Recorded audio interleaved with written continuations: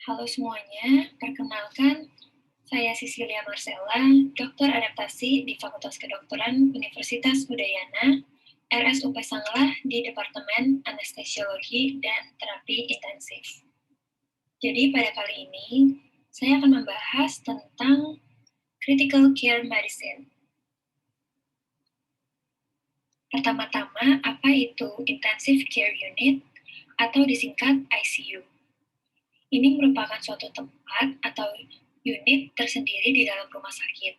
Dan dalam unit ini memiliki staf khusus dan juga peralatan khusus yang ditunjukkan untuk menanggulangi pasien gawat karena penyakit, trauma, atau komplikasi-komplikasi lainnya. Jadi, apa yang dimaksud dengan staf khusus dan juga peralatan yang khusus? Staf khusus itu meliputi dokter dan juga perawat yang terlatih atau berpengalaman dalam intensive care, dan staf berikut di dalam ICU mampu memberikan perawatan selama 24 jam. Dan juga ada dokter ahli atau berpengalaman sebagai kepala ICU. Dan juga adanya tenaga ahli laboratorium diagnostik dan juga teknisi alat-alat pemantauan. Untuk peralatan khusus seperti alat-alat pemantauan, alat penopang fungsi vital, alat prosedur diagnostik, dan juga alat emergency lainnya. Jadi, apa saja syarat-syarat ruangan ICU? Yang pertama, ICU harus terletak di sentral rumah sakit, di mana ruangan ini atau unit ini harus dekat dengan kamar bedah dan juga recovery room. Yang kedua, suhu ruangan harus diusahakan di antara 22 sampai 25 derajat Celcius. Yang ketiga, ruangan harus tertutup dan tidak terkontaminasi dari luar. Keempat, merupakan ruangan aseptik dan juga antiseptik dengan dibatasinya kaca. Yang kelima, kapasitas tempat tidur harus dilengkapi dengan alat-alat khusus. Keenam, tempat tidur harus berada dan dapat diubah dengan segala posisi. 7.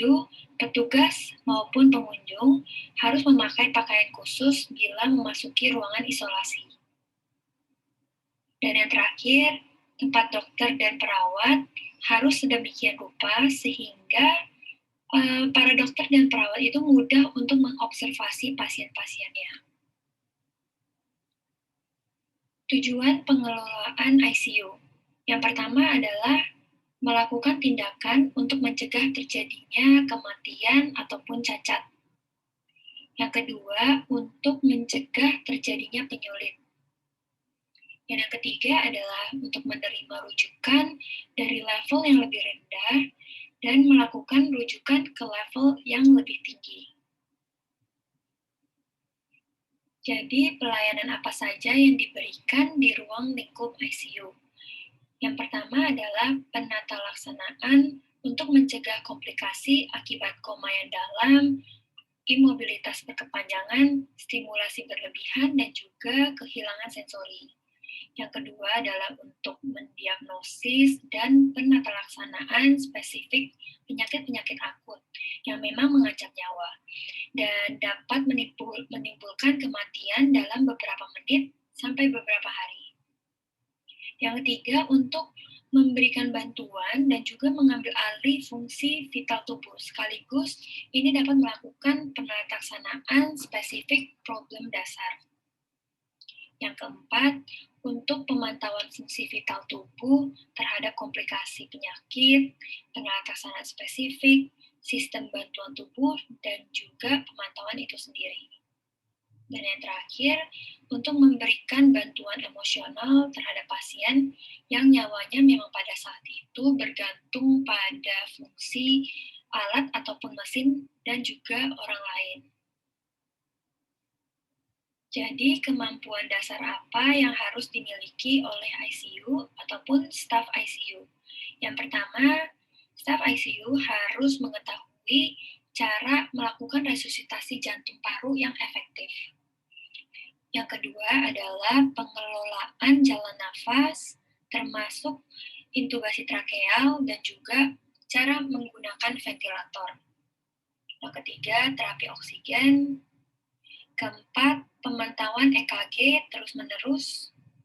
Kelima adalah pemasangan alat pacu jantung dalam keadaan darurat atau gawat.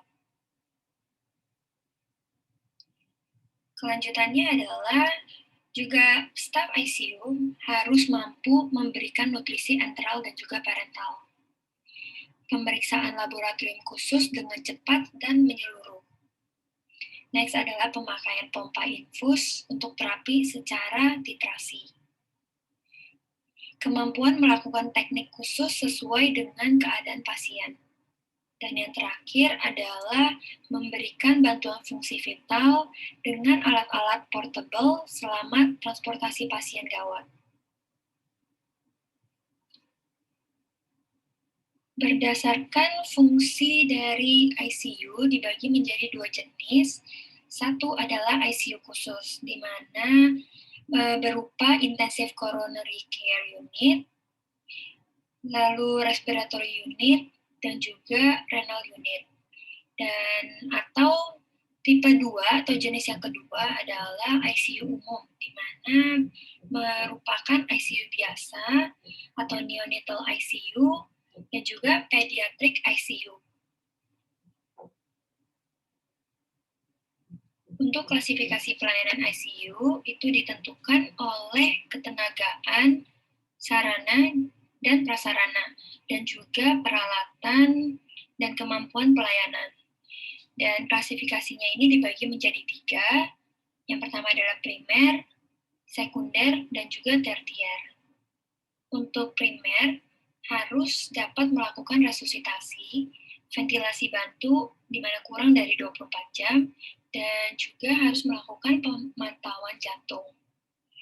Untuk sekunder, mampu memventilasikan bantu yang lebih lama, dan juga bantuan hidup lain yang tidak terlalu kompleks. Dan untuk tertier, untuk semua aspek perawatan atau terapi intensif. Jadi untuk indikasi masuk ICU dibagi menjadi 3 prioritas. Yang pertama ada prioritas 1, di mana pasien sakit kritis dan juga tidak stabil yang memerlukan terapi intensif dan tertirasi, seperti bantuan ventilasi, membutuhkan alat bantu suportif organ, infus obat-obat vasoaktif kontinu, obat anti-aritmia kontinu, dan juga pengobatan kontinu tertritasi. Prioritas 1 itu juga termasuk pada pasien gagal nafas berat, pasca bedah jantung terbuka, shock septik, dan juga gangguan keseimbangan asam basa dan elektrolit yang mengancam nyawa. Yang kedua adalah prioritas 2, di mana pasien yang memerlukan bantuan pemantauan intensif atau non-invasif sehingga komplikasi berat dapat dihindari atau dikurangi. Contoh-contohnya adalah pasien dengan pasca bedah besar dan luas. Kedua adalah pasien dengan penyakit jantung, paru, ginjal, atau lainnya. Yang ketiga, observasi intensif pasca henti jantung dalam keadaan stabil. Dan yang keempat adalah observasi pada pasca bedah dengan penyakit jantung. Yang ketiga adalah prioritas 3, di mana pasien sakit kritis dan juga tidak stabil ini memerlukan terapi intensif untuk mengatasi komplikasi akut, sekalipun kemungkinan sembuh dan atau manfaat ICU itu sangat kecil. Dan biasanya pasien dengan prioritas 3 ini tidak dilakukan tindakan intubasi atau RJP. Contoh-contohnya adalah pasien dengan keganasan metastatik disertai dengan penyulit infeksi. Kedua adalah pasien dengan pericardial tamponade. Dan yang ketiga adalah pasien dengan sumbatan jalan nafas. Berikut adalah urutan prioritas penanganan kegawatan. Jadi, jika ada terjadinya kegawatan atau emergensi dalam ICU, kita harus mengupayakan 6B. 6B itu adalah breath, bleed atau blood, brain, bladder, bowel, and bones. Di mana breath itu adalah untuk mengutamakan sistem pernafasannya. Yang kedua, bleed atau blood, sistem peredaran darah. Yang ketiga adalah brain, sistem saraf pusat. Keempat adalah bladder, sistem urogenital. Selanjutnya adalah bowel, di mana sistem pencernaan. Dan yang terakhir adalah bone, sistem tulang dan juga persendian. Jadi, ciri-ciri seperti apa di mana pasien tidak perlu masuk ICU? Yang pertama adalah pasien mati batang otak, di mana sudah dipastikan secara klinis dan juga laboratorium. Kecuali pasien ini memang diperlukan sebagai donor organ. Dan yang kedua adalah pasien menolak terapi bantuan hidup. Dan yang ketiga adalah pasien secara medis tidak ada harapan dapat disembuhkan kembali, seperti karsinoma stadium akhir dan juga kerusakan susunan saraf pusat dengan keadaan vegetatif. Lalu indikasi apa saja yang dapat digunakan untuk pasien keluar dari ICU?